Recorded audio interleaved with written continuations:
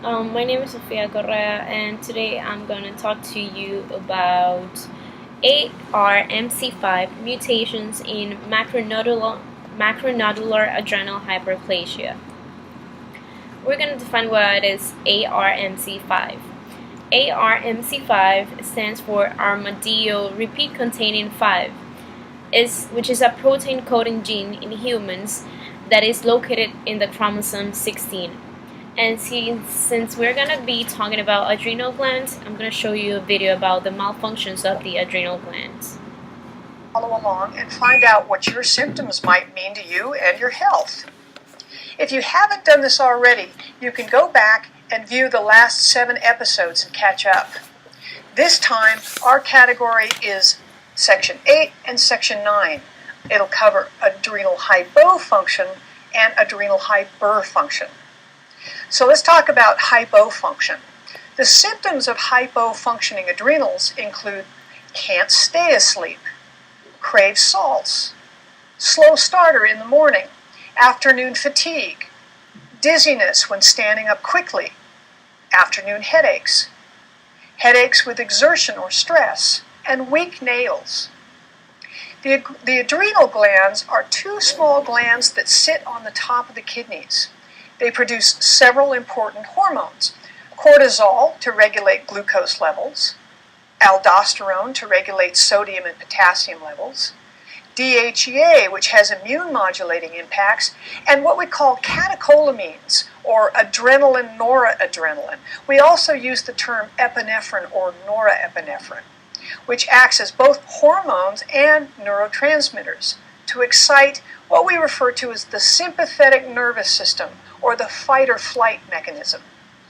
The adrenal glands are called the anti-stress glands because they allow the body to deal with stress. Stress can be mental, emotional from unhealthy relationships, or chemical from inadequate diets such as reactive hypoglycemia, food sensitivities, or physical from overtraining. Those with adrenal exhaustion must avoid caffeine, alcohol, sugar, as well as any foods that they may be sensitive to. Now in Category 9, this is about symptoms for adrenal hyperfunction. And these symptoms include, again, cannot fall asleep, perspire easily, under high amounts of stress, weight gain when under stress, wake up tired even after 6 or more hours of sleep, excessive perspiration or perspiration with little or no activity. Adrenal hyperfunction is the initial adrenal response to stress in which the adrenals will increase their release of cortisol. This response is called the alarm reaction and can last for years. Adrenal hyperfunction has the tendency to induce insulin sensitivity and vice versa, which is what we talked about in our last episode. The dietary guidelines for adrenal function are: don't skip meals, eat a high-quality protein-based breakfast, eat every 2 or 3 hours, do not wait until you're hungry, snack with low glycemic foods such as nuts, seeds, hard-boiled eggs, avoid fruit juices. So that's a little bit also about nutrition. The second term that we have to define is congenital adrenal hyperplasia, which is a term for any of several autosomal recessive diseases resulting from mutations of genes for enzymes mediating the biochemical steps of production of cortisol from cholesterol by the adrenal glands. So a little bit more about the disease. Talk about congenital adrenal hyperplasia. Sounds like a pretty complicated disease process, so let's just break it on down.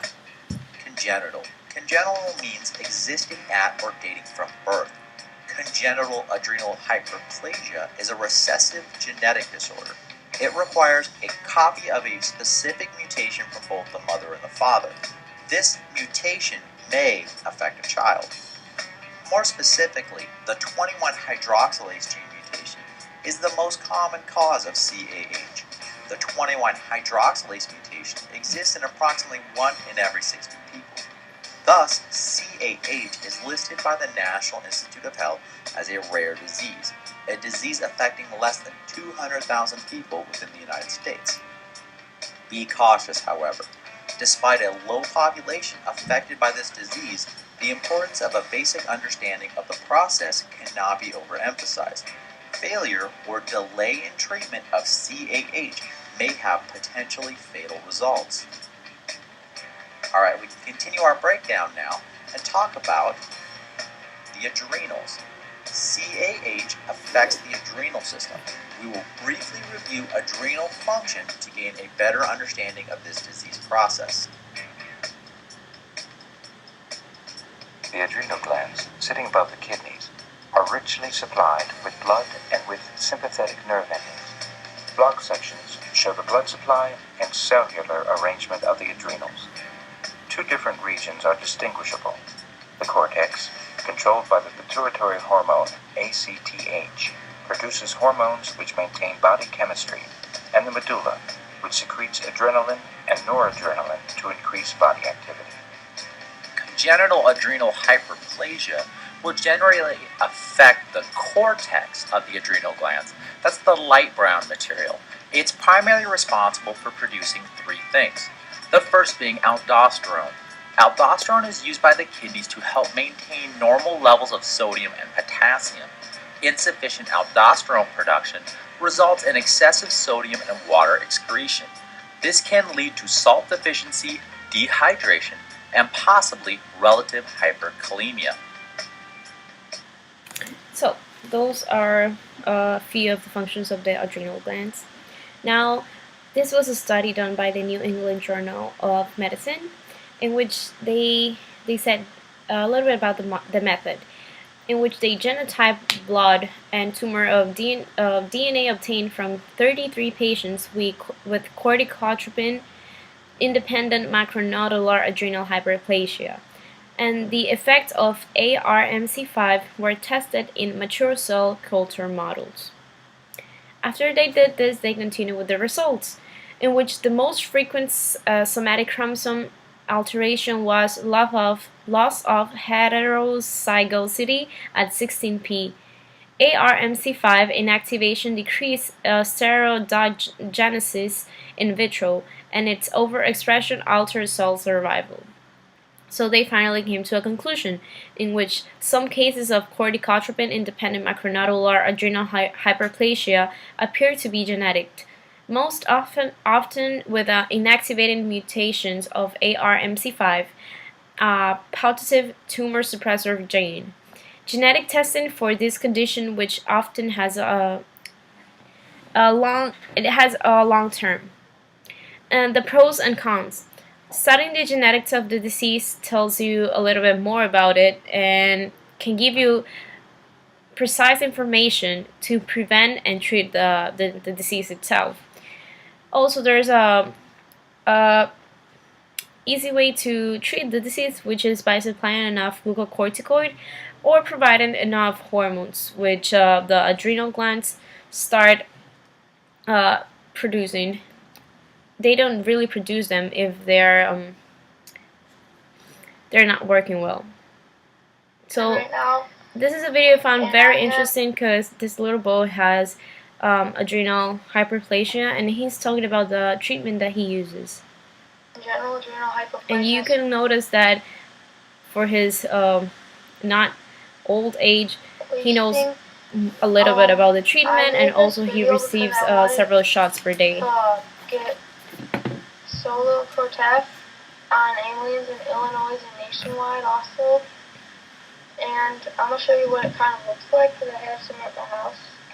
I wanted to get it on the aliens because if my parents aren't home and I pass out or something when Jade's home, which is my older sister, and if she doesn't know how to do it, which she does already though, but example, they can't give it to me.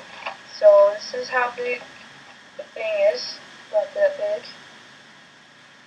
And this is the medicine. You push this button down on the top, and this thing will come down because of the pressure, and I'll mix into the powder, and then I shake it, and I try up to how much medicine I need, and then inject it into a muscle. I also have an implant in my arm. It's on my left arm, right exactly there. There where he talks about his It's implant. not really that big. It's just that little red spot. I gotta get it pretty soon again. It lasts for a year instead of taking my Lupron shot, which makes me short for 2 to 3 days. Then I have to take it every 21 days. So I like it much better. I also have growth hormone because my hormones don't produce growth. So I take this every night. It's called Nootropic. And this is about how big the needle is. It ain't that big. I'm really used to it. I also take 2 other medicines. One is called Florinef. It is my pills. I take 1.5 tablets every day. And I also have prednisone, which I take 0.3 in the morning, 0.5 at night. So that's all my medicine. I also want to grow with this growth hormone because it's one of my dreams to be tall, because I know that I won't be if I don't take this. Because I really want to be 6'2" or over, kind of like their girls' height. So yeah, he's telling about how he wants to be tall. What about the negative sides? It is that the sequencing of this gene stimulates more years of study, and the cost of studying the genes is pretty high. Some countries don't really have the machines or don't have the money to do this study. A related disease, the disorders of sex development. These are medical conditions involving the reproductive system. More specifically, these terms refer to congenital conditions in which the development of chromosomal gonadal or anatomical sex is atypical. Obstetricians or midwives identify a child now as having ambiguous genitalia or appearing to have a problem, then there's a far clearer pathway, and of course information is far more accessible now. Well, when I was born, there was something there that appeared to be a phallus, so I guess they felt it's a boy. Very simply, does something look like it's male external genitalia, or does somebody look like they've got female external genitalia, or are they what are called ambiguous, where you've got a mix of features? When I was 8 or 9 years old, I started to develop breasts, and I went through quite a long time where I just couldn't relate to boys. There was something different about me. I didn't feel like a boy. I felt that I had a lot more in common with the girls. Sexual differentiation is it covers a group of diagnoses of syndromes that really affect the way that an individual grows and develops from the point of view of both their sexual function and their cosmetic appearance. And they're really classified according to 3 main criteria. That's their genetic makeup, their phenotypic makeup, so what they look like, and also their hormonal makeup. And any one of those 3 factors can influence the way that somebody develops from the point of view of their outward and inward sex. I did try and live as a guy until I was 33, 34, because I hated feeling isolated. Androgens are a group of hormones which include particularly testosterone. That's the most well-known one, but there are other androgens too. And they're important in terms of the way that we function from a male or female point of view, because they act on our brain and our genitals and our testes, so that it alters the way that we produce sperm, it alters our function. It's known as partial androgen insensitivity syndrome, and it's also known as PAIS, and it's apparently where the body doesn't respond to the testosterone or the androgens. In these syndromes that we're talking about, they are XY children, so they have the genetic makeup to make them a boy, but they lack the ability to respond to that testosterone drive. So another sex development disease is aphalia, which is a rare occurrence where a male is born without a penis, or where a female is born without a clitoris.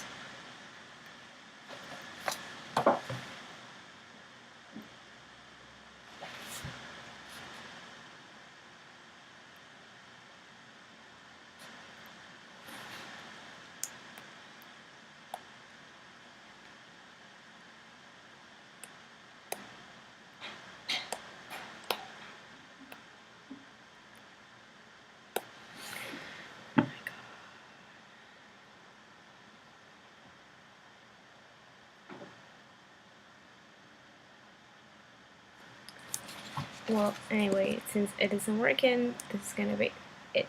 Thank you.